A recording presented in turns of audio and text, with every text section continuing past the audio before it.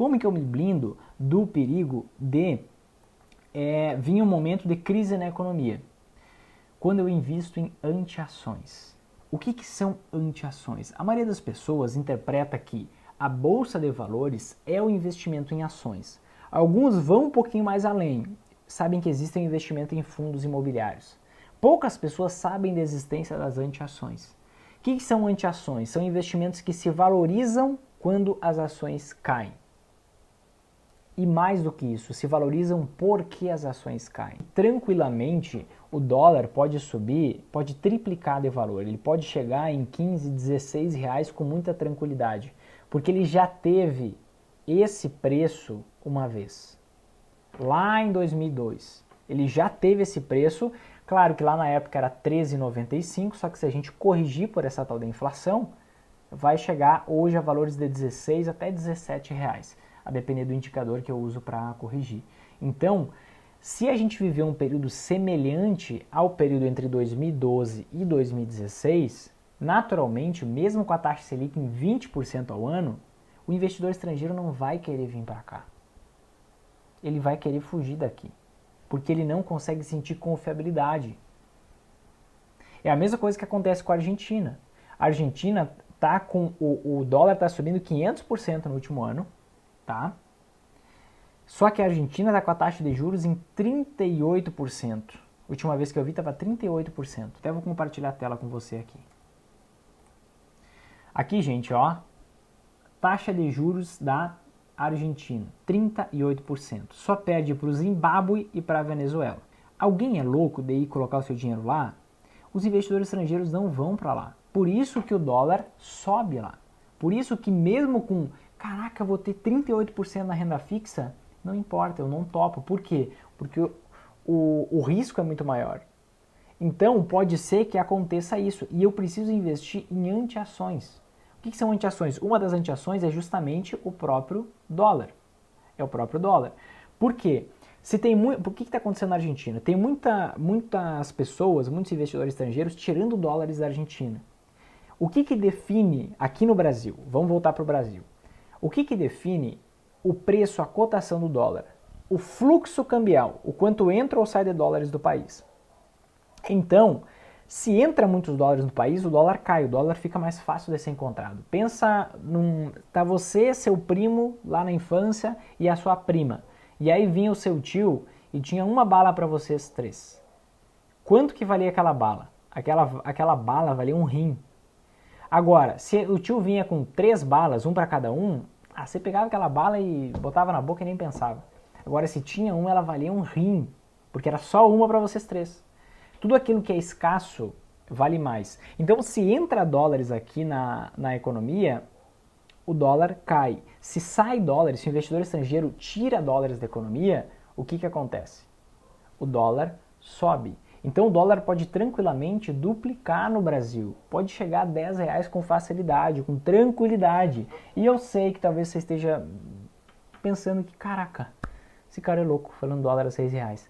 Esse era o mesmo pensamento que as pessoas tinham quando o dólar estava 3 e eu falava que podia chegar a 5, podia chegar a 6. O fato é que pode, e eu foco na possibilidade, não na probabilidade. A probabilidade é a prima pobre da possibilidade. Quando você foca em possibilidade, você está pronto para qualquer cenário. É por isso que o investidor, sempre em alta, está sempre em alta, porque ele investe com base nas possibilidades, não no que ele acha que vai acontecer. Senão ele precisa estar certo para ganhar dinheiro, só que você não tem bola de cristal.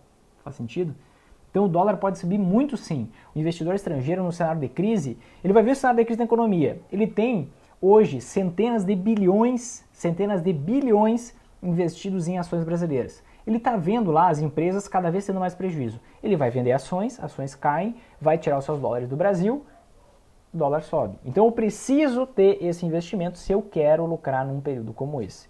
Só que mais do que isso, mais do que o dólar, que daqui a algum tempo talvez a gente tenha saudade do dólar a 5 reais, como hoje a gente tem saudade do dólar a 3 reais e achava que nunca ia passar disso, mais do que isso, a gente tem que pensar também na economia internacional. A grande verdade é que a economia internacional como um todo ela está hospitalizada. Dá uma olhada nisso aqui. Ó, nesse site aqui, o que você está vendo? Você está vendo a taxa básica de juros de cada país, tá? Da maior para menor. Então aqui você vai ver, poxa, quase todos os países do mundo, tá? O que a gente consegue perceber aqui, ó? Vamos olhar o nome de alguns países, ó. Suíça, Dinamarca e Japão. São países que têm uma taxa de juros negativa. O que significa taxa de juros negativa? Significa que as economias desses países estão sobrevivendo por aparelhos. Por aparelhos no hospital, exatamente. Como assim? Imagina o seguinte, imagina que você é suíço, uma vez eu gravei um podcast com um suíço, foi ano passado, que ele é português, mas mora na Suíça. E ele estava falando lá, desde 2014, a taxa de juros é negativa na Suíça. O que significa uma taxa de juros negativa? Você coloca seu dinheiro no banco, você guarda seu dinheiro no banco, coloca lá na poupança, digamos assim, da Suíça, e a cada dia que passa você tem menos dinheiro. É cobrado dinheiro de você para estar investido em renda fixa. Então isso é uma forçação de barra, é um aparelho ligado para a economia sobreviver. É uma forçação de barra para as pessoas não colocarem dinheiro na renda fixa, não investirem o seu dinheiro, para elas gastarem. Por que elas querem que gaste? Porque lá a inflação é baixa demais, lá o país não consegue crescer. Eles querem empurrar as pessoas. Aqui no Brasil está acontecendo o contrário. O Banco Central está empurrando as pessoas para parar de gastar, para parar de pegar empréstimo, parar de pegar financiamento.